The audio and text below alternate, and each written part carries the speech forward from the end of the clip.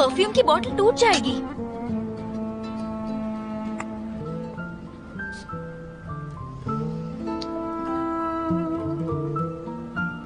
Vanilla, citrus और sandalwood की खुशबू है। ये जरूर अब्रॉड से आया होगा। दिख रहा है। अगर तुम ये ड्रेस नहीं पहन रही हो तो अंदर रख दूं?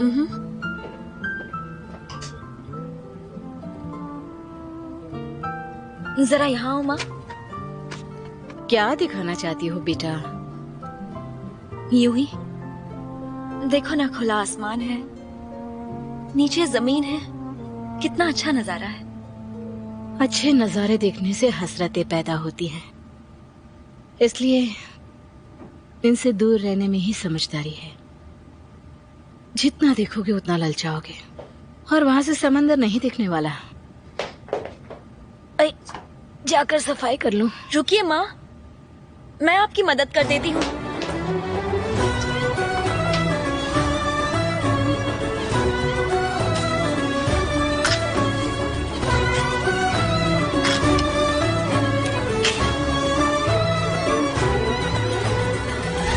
तुम्हारे पापा गार्डन में है क्या? गेट के सामने सफाई कर रहे हैं। अब पूरी शाम अपनी कमर पकड़कर बैठे रहेंगे। यहाँ दर्द हो रहा है, वहाँ दर्द हो रहा है, तो मैं क्या करूँ? कोई मेरा हाल भी तो देखे। कसम से अगर वो लोग कल भी नहीं आए तो फिर मैं घर की दोबारा सफाई नहीं करने वाली। कितने दिन से मैं इस खाली घर को साफ कर रही हूँ। रिजल्ट आने से पहले जानसू को घुमाने ले गए हैं। अच्छा, ये क्यों नहीं कहती कि सनम दीदी का घूमने का दिल कर रहा था? तो क्या हुआ, पूरा साल काम करने के बाद अभी तो छुट्टियों पर गए हैं। अब ये सब भी वो बताएं आपको?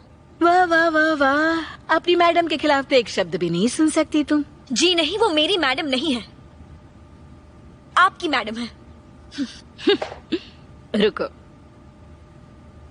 नहीं नहीं छोड़ दो, ये काम तुम्हारे हाथ में बिल्कुल अच्छा नहीं लगता। फिर ये हाथ दे दो, मुझे दे दो। तुम क्या करोगी ये सब सीख कर? तुम्हें तो अभी बहुत बड़े बड़े काम करने हैं बेटा। ये सब करने में वक्त मत जाया करो। आप भी ना माँ, देखो आपके हाथ कितने रफ हो गए हैं। वो तो होंगे ही ना। सफाई रोज वाटर से नहीं बल्कि ब्लीच से करनी पड़ती है। सुनो, कितनी स्मेल आती है। जब मैं जॉब पर जाऊंगी ना, तब आपके लिए बहुत सारे क्रीम्स लाऊंगी। मेरी प्यारी गुड़िया, तुम अपने साथ हमें भी इस हालात से निकालोगी। फेरिया, नेकी और खूबसूरती ये दो अनमोल रत्न हैं, और ऊपर वाले ने तुम्हें ये दोनों चीजें दी हैं। तुम एक वॉचमैन के घर पैदा हुई हो तो क्या हुआ, तुम रानी वाली जिंदगी जियोगी। मेरी प्यारी बिटिया, तुम ही मेरी उम्मीद हो। चलो अब यहाँ से चलते हैं, घर जाकर खाना भी बनाना है। ओह, इससे भी ले लो।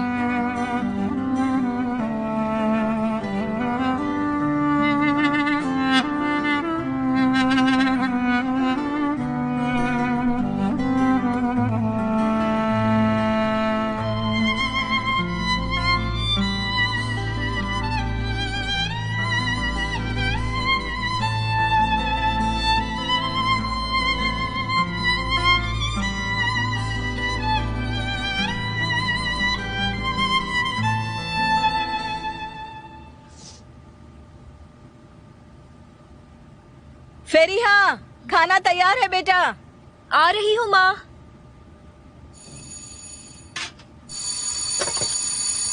आ रही हूँ।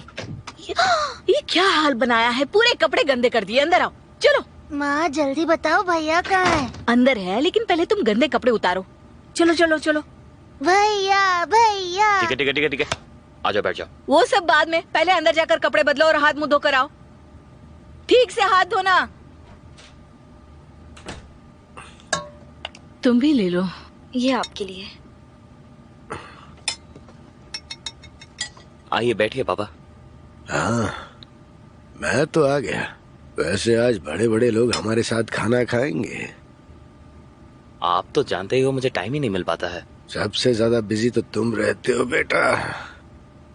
वैसे आज गार्डन की सफाई ने मेरी कमर तोड़ दी। मुसीबत तो खुद ही मोल लेते हो। हफ्ते में 3 दिन सफाई करने की क्या जरूरत है? जब गंदा हो तब कर दिया करो। लेकिन सफाई करना ही तो मेरा काम है। पता है, काम काम। गंदा हो तब साफ करो ना। हर दूसरे दिन चमकाने की क्या जरूरत है? हाँ ठीक है, छोड़ो भी। वैसे सोने से पहले रात में मेरी कमर में बाम लगा देना और थोड़ी मसाज भी कर देना। कर दूंगी मसाज। मेहमद, खाने से पहले अपने हाथ तो धो लिया करो ना। अच्छा ये बात है, लेक्चर देना बंद करोगी? जिसे तुम गंदगी कह रही हो ना, वो मेरी रोजी रोटी है। इंजन ऑयल है, इतनी आसानी से साफ नहीं होगी। अब खाना कैसे खाना चाहिए इससे सीखना पड़ेगा क्या? मैंने ऐसा कब कहा? रोटी तुम उसी हाथ से तोड़ रहे थे, इसीलिए मैंने कहा, वरना मुझे तो कोई फर्क नहीं पड़ता। तुम्हें शायद फर्क नहीं पड़ता होगा, पर मुझे फर्क पड़ता है। बकवास बंद करो। वाह क्या बात है, तुम दोनों भाई बहन हो या एक दूसरे के दुश्मन हो, खाना खाते समय भी चुप नहीं रह सकते। चलो अब खाना खाओ और ऊपर वाले का शुक्रिया अदा करो कि उसने हमें ये सब दिया। तो कब आ रहे हैं वो 8 नंबर वाले? क्या पता, उनका कभी कुछ ठिकाना नहीं रहता। पता चलेगा सुबह अचानक वो प्यारी सनम दीदी फोन करके कहेंगी कि सुनो हम अगले हफ्ते आ रहे हैं। नहीं, वो पक्का कल ही आएंगे, कल रिजल्ट्स निकलने वाले हैं ना। हाँ। 8 नंबर वालों के बारे में सब कुछ पता होता है इसे। 5 साल से उन्हीं के घर तो काम कर रही है। दर्द की वजह से मैं खाना तक नहीं खा पा रहा हूँ। मैं जाकर थोड़ा आराम करता हूँ, तुम लोग खाओ, चलता हूँ मैं।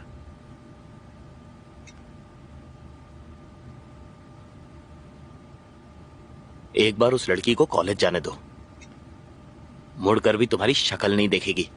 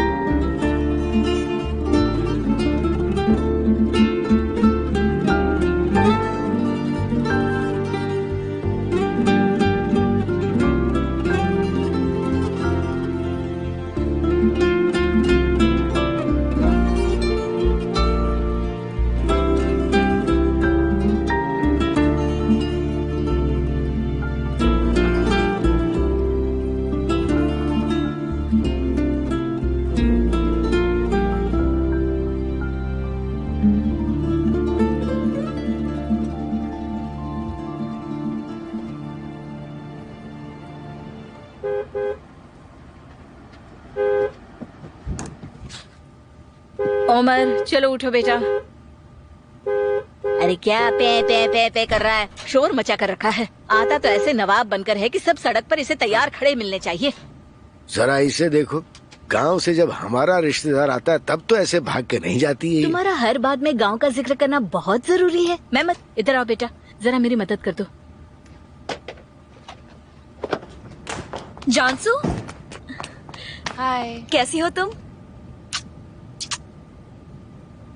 क्या हुआ, सैड क्यों हो? पापा खुद तो अमेरिका में रहने चले गए हैं और रिजल्ट की वजह से अब मुझे इनके साथ रहने को भेज दिया है। वेलकम मिसेस सनम।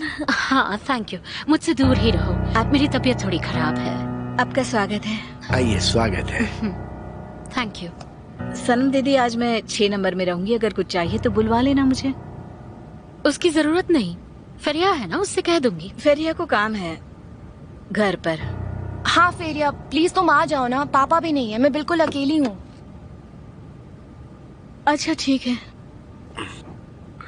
मैं अभी जरा ऊपर जा रही हूँ बेटा, तब तक तुम यहीं रुको, फिर हम साथ चलते हैं। Hey hello Lara, oh wow you look gorgeous. ये ड्रेस तुम्हारी मॉम की कलेक्शन में से है ना? हाँ बिल्कुल, मेरे लिए कलेक्शन बहुत स्पेशल है। हाँ देखकर ही लग रहा है। मैं भी उनसे मिलने जानसू के साथ जल्दी ही आऊंगी। एक्चुअली इसका कॉलेज शुरू होने वाला है, तो हमें इसके लिए कुछ अच्छी ड्रेसेस चाहिए होंगी। मेरी मॉम अकेली ये नहीं कर पाएंगी, जानसू को किसी प्रोफेशनल की जरूरत है। वो किसी प्रोफेशनल से कम है क्या? तो अब मुझे फिक्र नहीं करनी चाहिए। Thank you Lara. See you. फेरिया ये बैग जरा ऊपर ले जाना और संभल कर, इनमें बहुत कीमती चीजें हैं, तो ध्यान रखना कुछ टूट ना जाए।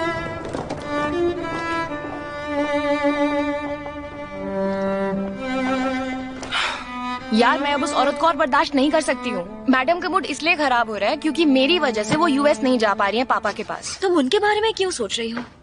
कल के बारे में सोचो, कॉलेज के बारे में सोचो। मैं तो कब से इस दिन का इंतजार कर रही हूँ। ओह, तो तुम तो कल के लिए काफी एक्साइटेड हो। लगता है तुम्हें अपनी मॉम की बातों पर बिल्कुल भी भरोसा नहीं है। नहीं, मैं सिर्फ खुद पर भरोसा करती हूँ। अरे मैंने इसलिए कहा क्योंकि ट्यूशन और प्राइवेट लेसन्स के बिना ये बहुत मुश्किल है। तुम्हें क्या लगता है कि मेरी मॉम ने पूरे साल मुझ पर बहुत मेहनत की है? अरे वो तो ये सब इसलिए कर रही है ताकि वो डैड को इम्प्रेस कर सके।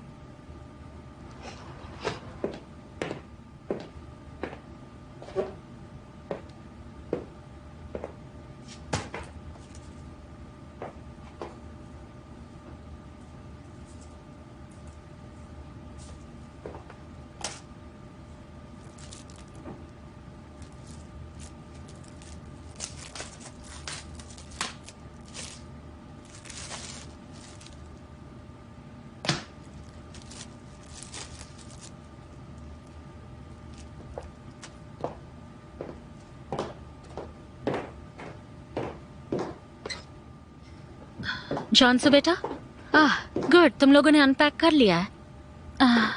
वार्डरोब में से पुराने कपड़े निकाल देना ताकि नए कपड़े अरेंज करने की जगह बन जाए। और जो भी नए पहनती हो उन्हें फेंक देना, ठीक है? फेरिया, लो, ये तुम्हारे लिए। Thank you Mrs Salim. और हाँ, जाने से पहले प्लीज मेरे रूम में होकर जाना, थोड़ा काम है तुमसे। हाँ जरूर।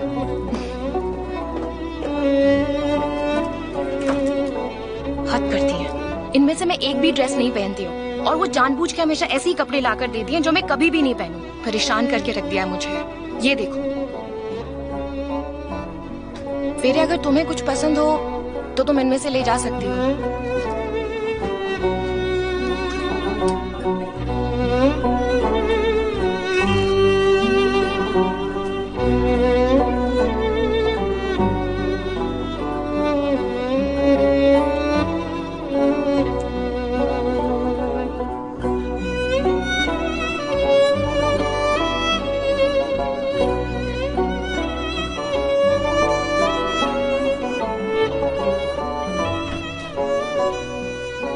दरवाजा नॉक करके अंदर नहीं आ सकते?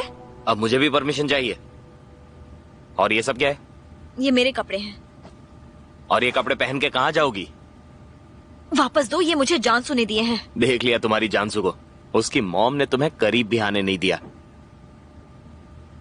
मेरे कमरे से बाहर निकलो, जाओ। हाँ, अब समझा। ये कपड़े पहन के तुम कॉलेज जाने वाली हो ना? तुम उन लोगों की तरह कभी नहीं बन पाओगी। अब मैं कॉलेज जा रही हूँ तो तुम्हें जलन हो रही है?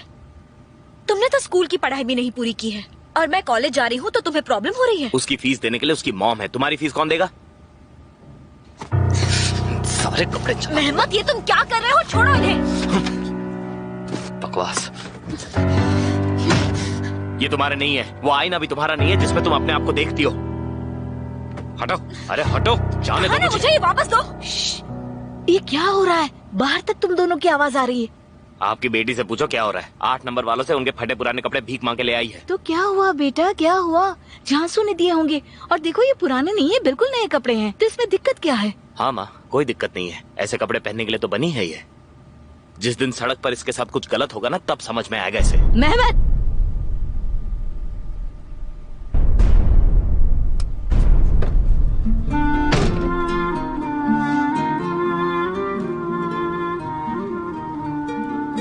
उसकी बात को दिल से मत लगाना, ऐसे ही बोलता है वो। आदमी ऐसे ही होते हैं। वो ना तो तुम्हारी ख्वाहिशों की कदर कर सकते हैं और ना ही अपनी हसरतों की। खूबसूरत है ना? कितनी मुलायम है। तुम्हारी माँ और नानी को तो कभी ऐसे कपड़े नसीब नहीं हुए। पहले उनके पुराने कपड़े पहन लेती थी, लेकिन अब मैं बड़ी हो चुकी हूँ। अब मुझे ये सब पहनना अच्छा नहीं लगता।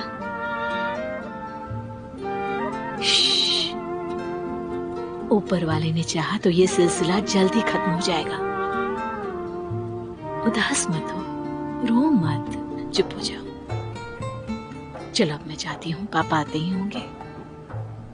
और ये सब यहाँ से उठा लेना, किसी अच्छी जगह पर रख दो। मेहमत, रुको जरा, तुमसे बात करनी है। क्या है माँ, क्या बात करनी है आपको? फेरिया को तो आप कुछ कभी कहोगे नहीं, तो मुझसे क्या बात करनी है आपको? तुम्हें लगता है कि मैं उसे खुशी से दूसरों के कपड़े पहनाती हूँ? अपनी बहन को इतना ही जानते हो, हैं? तुम और मैं, हम दोनों ही अपने अपने काम में उलझे पड़े होते हैं, लेकिन फिर यह पढ़ाई करती है। हमें ये बात समझनी होगी। उसी की ख्वाहिश है, उसी की चाहते, यही तो हम समझते आए हैं। पर हमारी फैमिली का क्या माँ? उसके बारे में कौन सोचेगा? मेहमत, न तुम हमारी ख्वाहिशों की परवाह करो और ना ही अपनी बहन की। करनी है तो अपनी उन ख्वाहिशों की करो जिन्हें तुम पूरा नहीं कर पाए।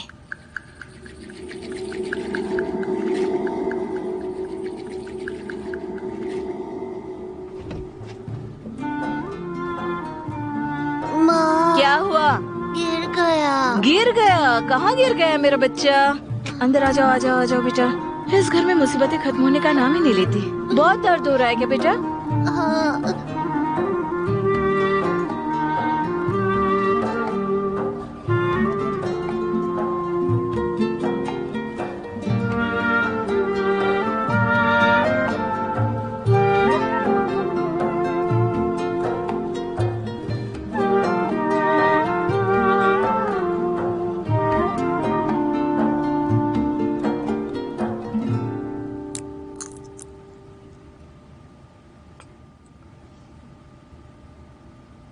ऐसी क्या बात हो गई? आज फेरिया बड़ी चुपचाप है।